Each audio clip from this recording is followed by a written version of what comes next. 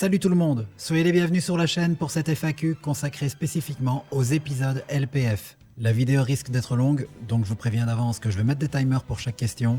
Alors sans plus tarder, allons-y, et je vais répondre dans l'ordre chronologique que les questions m'ont été apportées. Les deux premières questions nous viennent d'Olivier Culture Pop. Salut l'ami, je vais déjà mettre une question ici. Salut à toi Oli. Alors combien de temps cela te demande pour créer tes vidéos stop motion Chevalier du Zodiaque?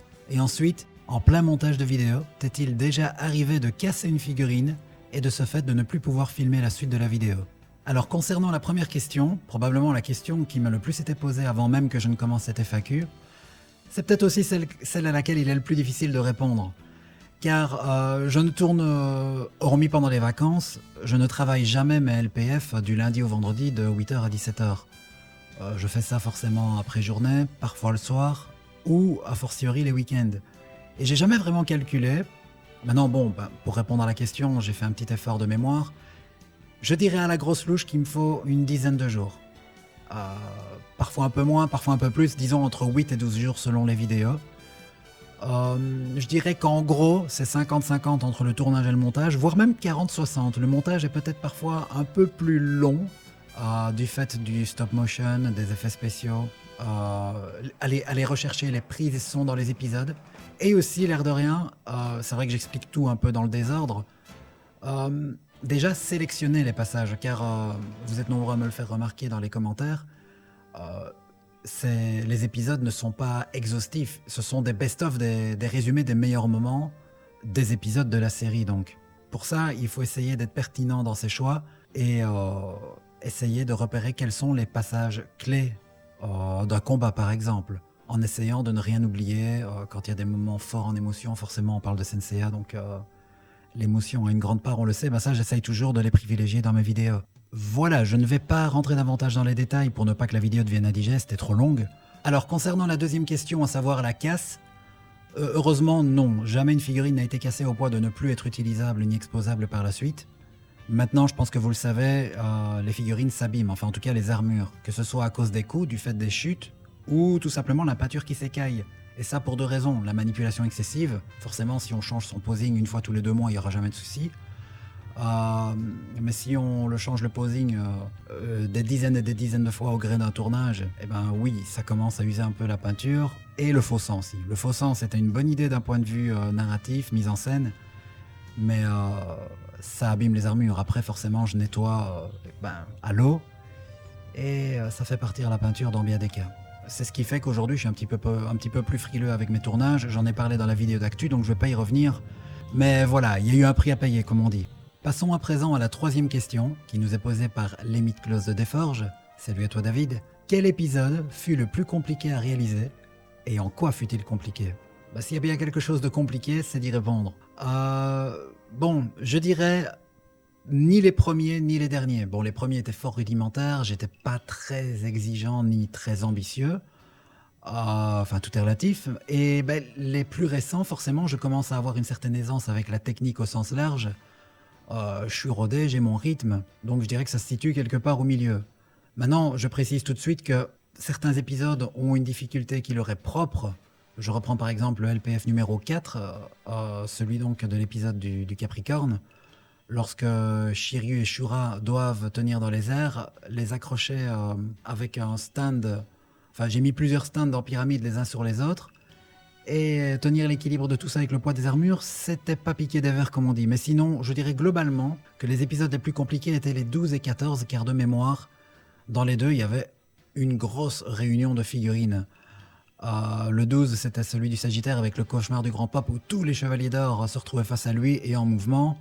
Et puis le 14, où de nouveau, face à Saga, on a toute la clique d'Athéna avec les bronzes, les golds survivants. Ça faisait beaucoup de beau monde.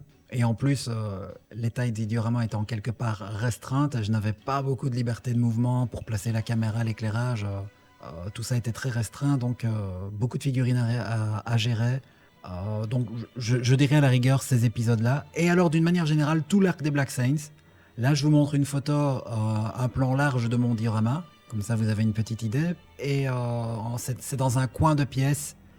Donc c'était déjà pas facile de placer l'éclairage. Et moi-même avec ma caméra, j'étais vraiment très serré. J'avais vraiment peu de liberté. Et tout l'arc s'est situé là. Donc c'est probablement ces contraintes qui ont rendu ces épisodes-là comme étant les plus compliqués à tourner. Oh, je réalise que j'allais oublier dans ma réponse l'épisode 26, le premier des Galaxian Wars. Rien que la première partie avec le concert, la synchronisation forcément des mouvements des musiciens avec la musique tout simplement. Rien que ça place peut-être cet épisode-là comme étant le plus compliqué à tourner en fin de compte. Mais je maintiens tout de même dans ma réponse ce que j'ai dit avant car voilà, ça ressort aussi du lot. Passons à présent aux questions posées par Frédéric Puglisi avec la première. Est-ce que tu parles le japonais ? Non, pas du tout. Tu me demandes ça parce que la bande-son est souvent en japonais. Oui, bah, en fait, c'est tout simple. Je ne fais que recopier les sous-titres des épisodes de la série. Voilà. Alors ensuite, tu me demandes combien de temps environ cela te prend pour faire un épisode. Bon bah là, je te renvoie à la première question de la vidéo. Jusqu'à quel prix peux-tu aller ou es-tu déjà allé pour une figurine ? Est-ce que tu te fixes un prix plafond ? Bon, ça n'a directement rien à voir avec les LPF, mais je vais quand même y répondre, car justement, désormais, pour les tournages d'Asgard, je vais utiliser des figurines pirates pour ne plus abîmer mes Bandai, et elles coûtent moins cher. Donc là, j'accepte encore le compromis du 50 € environ que coûtent les guerriers divins, qui ont déjà été produits donc, par les marques pirates. Sinon, d'une manière générale, en tant que collectionneur, en général, je me fixe au prix moyen du marché. Donc en général, une IX, quand elle sort, c'est entre 100 et 120 €. Selon la rareté, j'accepte d'aller un petit peu plus haut, mais je ne dépasse pas le plafond de 150. Et enfin, y a-t-il des figurines trop fragiles qui t'empêchent de les utiliser pour faire tes vidéos ? Et as-tu déjà eu des accidents pendant les tournages ? La fragilité, pour moi, c'est valable pour absolument toutes les mid-closes, donc je dirais un grand oui. Concernant les accidents, malheureusement, je vais dire oui. Il y en a eu 2, et tous les 2 pendant le même tournage. De nouveau, l'épisode 14. C'est pas pour rien que je disais que c'était le plus compliqué. Ironie du sort, les 2 chevaliers d'or, considérés comme étant les plus puissants, Saga et Shaka, se sont cassés la figure. Là, je vous montre une photo d'un plan large de mon diorama. Le meuble s'élève plus ou moins à 1,50 m de haut. Et les figurines sont tombées de là. Donc ça a fait des dégâts. Voilà, je vous montre une autre image. Voilà, ici on le voit sur l'armure des Gémeaux, tout comme sur l'armure de la Vierge, ça a provoqué des pertes de peinture irrécupérables bien sûr. À présent, passons à la question de Chuck Pal qui me demande « Comment tu écris les plans et chorégraphies des vidéos ?» Alors concernant les plans, même si les LPF sont des adaptations, ce qui veut dire que ça me laisse une petite marge de liberté quant à ma façon de reproduire les épisodes, mais je reste quand même globalement très fidèle. Peut-être parfois un peu trop, mais bon, voilà, ça c'est un autre sujet. Donc, la plupart du temps, je copie les plans de l'animé. Maintenant, il m'arrive donc de prendre des libertés. Exemple, dans le LPF 30, Seiya contre Shiryu. À un moment donné, Shiryu met un uppercut à Seiya. Et pour ma part, voilà, j'ai voulu transposer ça avec une écriture diagonale de l'image. Pour apporter ma propre dynamique. Voilà, je le fais quand ça m'inspire. Maintenant, il y a beaucoup de plans qui sont différents, mais pour des raisons ergonomiques, pratiques. Voilà, je vous montre ou remontre des plans larges de mes dioramas sur les photos que vous voyez défiler maintenant pendant que je parle. Bien sûr, un diorama n'est jamais fermé à 4 murs. Il faut que je me mette, moi, avec ma caméra, mon éclairage, le trépied, forcément, comme dans le cinéma, je veux dire... Le 4e mur, c'est l'équipe de tournage. Mais bon, voilà, contrairement à un tournage en live action avec des êtres humains, ici, mes dioramas, ils sont limités par leur taille. Les murs sont figés, ils ne sont pas amovibles. Je veux dire, c'est du bricolage définitif. Ce qui fait que je dois adapter. Je n'ai pas toujours le recul nécessaire, donc je dois modifier ce que l'animé m'a apporté. Voilà. J'essaye bien sûr de rester quand même, dans la mesure du possible, fidèle au propos de l'histoire. Alors concernant les chorégraphies, pareil de nouveau j'essaye de copier ce que l'anime me propose, mais quand les personnages sautent en l'air, j'utilise ce qu'on appelle les stands, et je n'ai pas un logiciel de montage suffisamment performant que pour me permettre de les effacer numériquement, donc je l'assume, vous les voyez à l'écran, c'est un compromis qui est fait de vous à moi, enfin en tout cas je l'espère. Et bien sûr pour terminer ma réponse, je rajouterai que le montage m'aide beaucoup aussi. Il faut savoir que le montage nous sert à créer beaucoup d'illusions, et parfois à réparer des errances du tournage ou compléter le tournage qui a donc ses propres limites. Par exemple, pour les mouvements des personnages, puisqu'il s'agit de ça, c'est surtout avec les Galaxian Wars que j'ai commencé à le faire. J'utilise des fondus d'une image à l'autre quand je fais un stop motion, Ce qui rend justement le mouvement plus fluide, comme ici avec Ichi, ou ensuite vous allez le voir avec Seiya lorsqu'il prépare son Pegasus Ryusaiken. Ça donne un sentiment de continuité. Avant mes stop motion, même si je le fais encore parfois maintenant, c'était... Je mettais vraiment les images les unes à côté des autres et on sentait encore la saccade, pardon. On sentait bien que c'était pas du 24 images par seconde comme ça doit l'être normalement, hein. Si je fais 24 plans et que je les additionne sur une seconde de temps, normalement ce serait parfaitement fluide. Forcément, ce n'est pas tout à fait le cas. C'est difficile de bouger, de faire bouger à 24 reprises le bras d'une figurine pour qu'elle effectue le mouvement. On n'a pas la même précision qu'un vrai corps humain, bien sûr. Voilà, j'espère que c'était suffisamment complet. Sinon, n'hésite pas dans les commentaires à aiguiser tes questions et je me ferai un plaisir d'y répondre. Passons à présent à une question de Interpolska. Salut Olimovix, salut à toi. Tout d'abord, bravo pour le travail réalisé et l'originalité de ce que tu produis. Je te remercie. J'imagine que les mythes-closes mises en scène sont soumises à rude épreuve. Oui, on en a déjà parlé. Y vois-tu une différence notable dans les produits proposés par la marque officielle ? Ou non, je pense que tu ne travailles qu'avec du Bandai, mais j'en suis pas sûr. Oui, à 95%. Et est-ce que tu vois une différence dans le temps entre les gammes classiques, IX, etc. Usure, facilité de manipulation, durabilité dans le temps, décor, usure de la peinture, usure des pièces métalliques ou plastiques, A+, et Vive Senseiya. Et comment ? Bon, je vais essayer de répondre globalement à tout ça.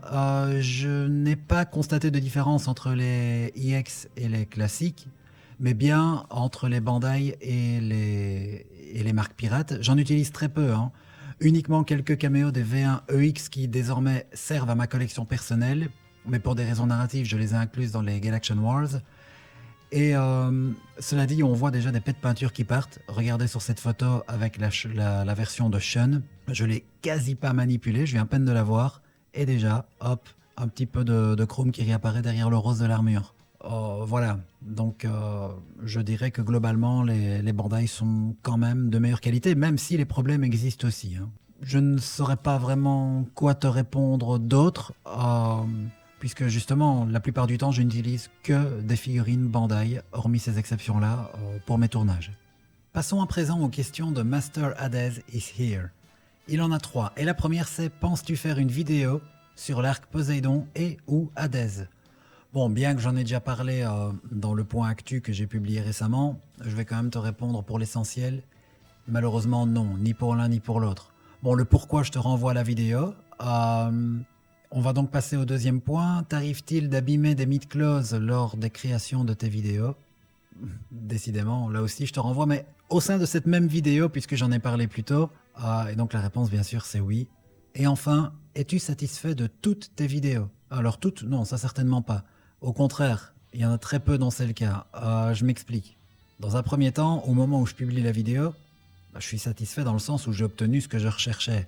Je lâche pas l'affaire tant que j'ai pas le résultat escompté, tout en étant conscient de mes propres capacités, de mes propres limites, bien sûr.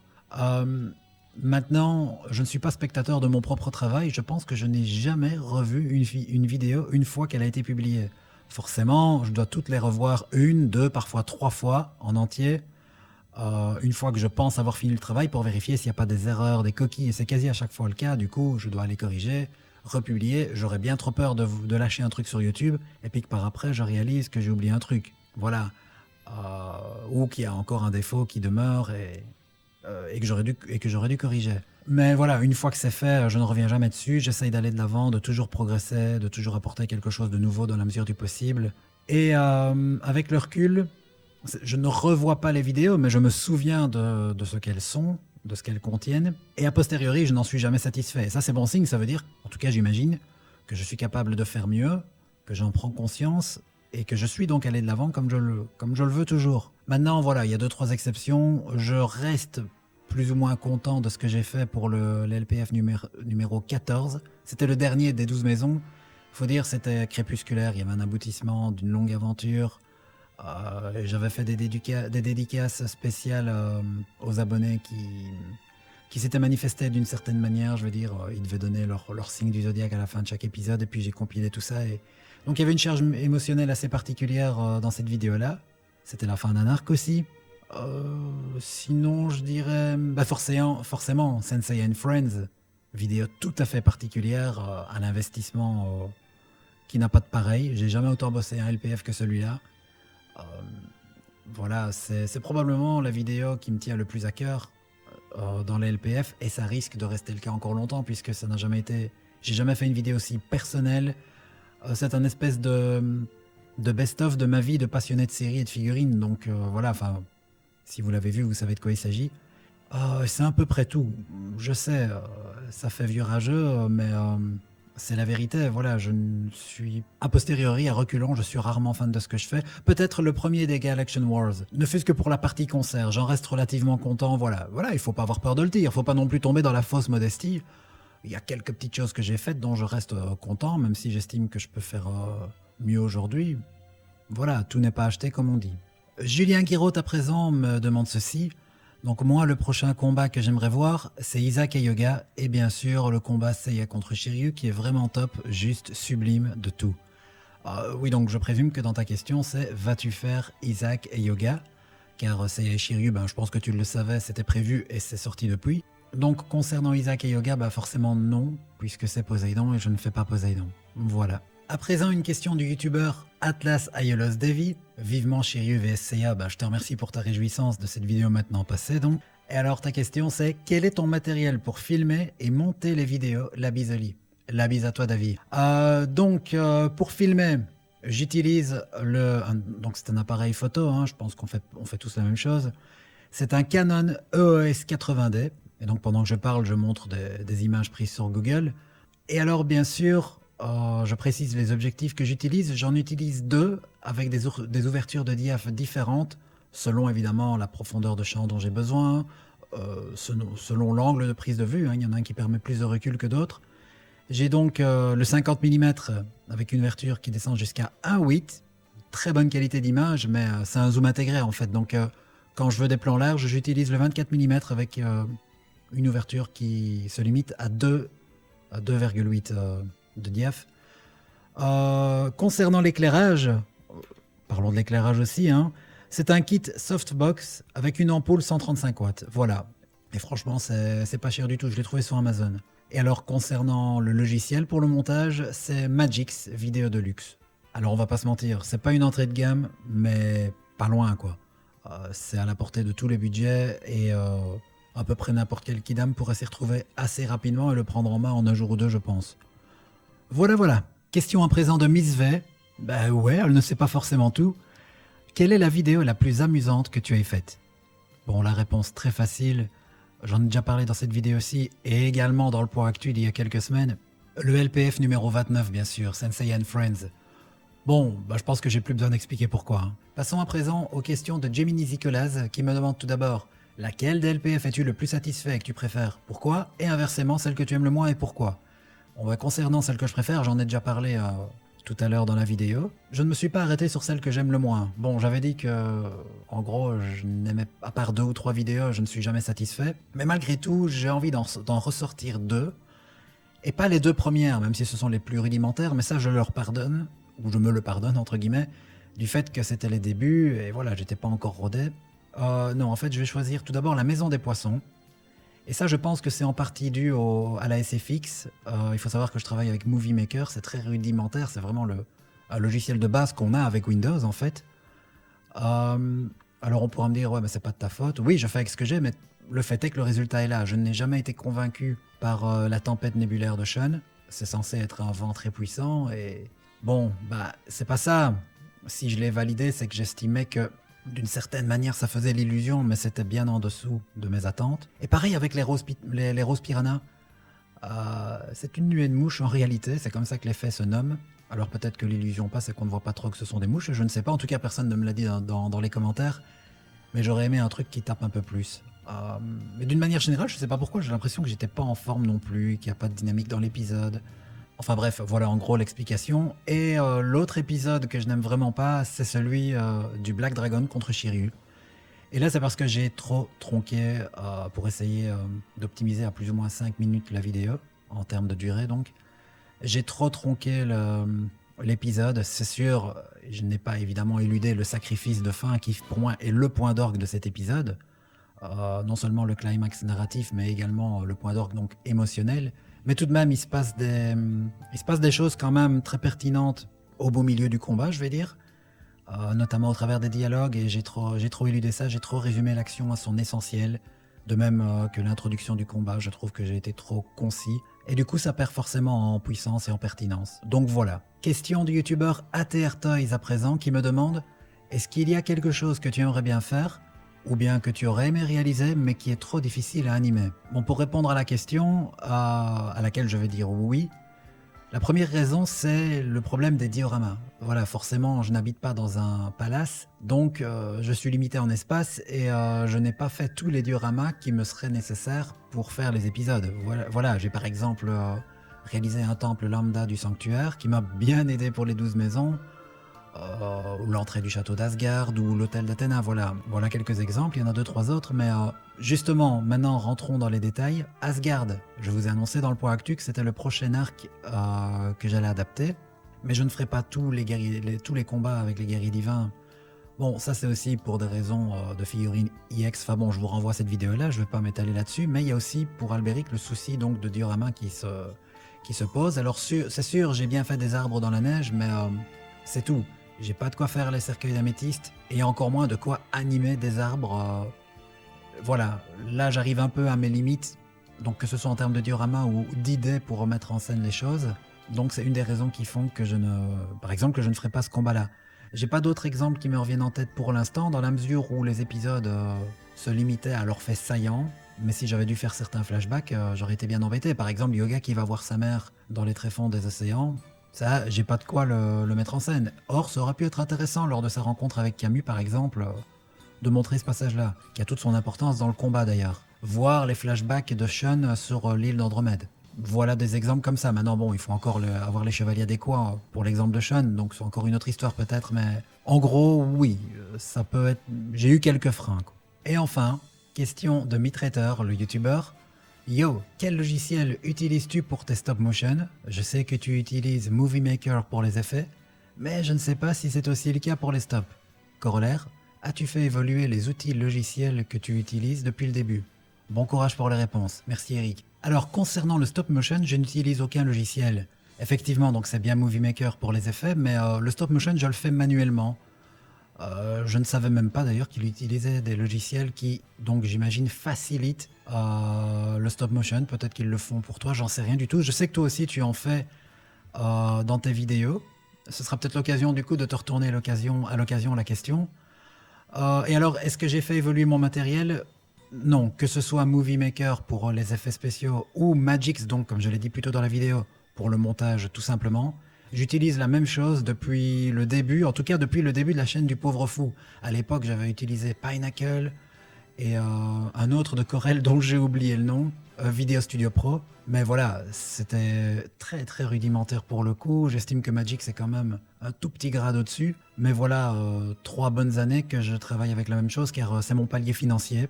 Et c'est mon palier pour mon PC aussi, qui ne serait pas assez puissant pour accueillir des logiciels comme il y a DaVinci je crois, ou tout simplement Adobe Premiere. Voilà. Alors c'est sûr, je pourrais acheter un nouveau processeur, une nouvelle carte mère, etc. Mais bon voilà, c'est question de finances. Donc je fais avec ce que j'ai en fonction de mes moyens. Et donc en tout cas, depuis que vous suivez les LPF, tout est fait avec le même matériel. Aussi bien caméra que pour le montage. Voilà, cette vidéo est à présent terminée. Bien sûr, n'hésitez pas dans les commentaires si vous avez d'autres questions qui vous reviennent ou si vous voulez plus de précision par rapport à mes réponses, qui pourraient très bien être complètes, n'hésitez pas. Pour le reste, je vous remercie forcément d'avoir regardé cette vidéo et je vous dis à bientôt, mais je ne sais pas pourquoi, peut-être pour une review ou le documentaire Tortue Ninja, ça dépendra un petit peu des arrivages. Toujours est-il que même si la chaîne va être plus calme pendant les grandes vacances, il y aura quand même du contenu plus ou moins régulièrement. Et donc pour les LPF, ce sera début septembre avec Asgard. Voilà, à bientôt les amis.